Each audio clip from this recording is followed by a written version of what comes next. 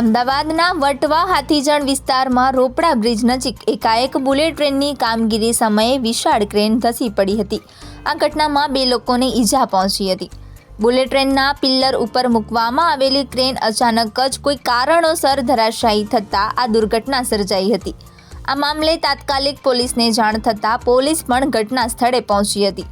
National high speed railway ઓથોરિટીના અધિકારીઓને પણ આ મામલે જાણ કરવામાં આવતા તેઓ પણ ઘટના સ્થળે પહોંચ્યા હતા।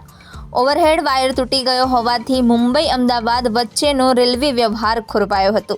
વડોદરાથી અમદાવાદ તરફ જતી સયાજીનગરી, એકતાનગર, અમદાવાદ સહિતની 10 ટ્રેનોને રાત્રે જ વિવિધ સ્ટેશનો પર અટકાવી દેવાઈ હતી। હાલ અપલાઇન ચાલુ રાખવામાં આવી છે અને ડાઉનલાઇન બંધ છે, જેથી મુંબઈ તરફ અવરજવર કરતી ટ્રેનોને રદ કરવી પડી છે। અમદાવાદ, વડોદરા, મુંબઈ વચ્ચે દોડતી 25 ટ્રેનોને રદ કરવામાં આવી છે, તો 5 ટ્રેનોના સમય બદલાયા છે, જ્યારે 6 ટ્રેનોને અન્ય રૂટથી દોડાવવામાં આવી રહી છે। યાત્રીઓ માટે વડોદરા સ્ટેશન પર તાત્કાલિક ધોરણે હેલ્પ ડેસ્ક શરૂ કરવામાં આવ્યું હતું।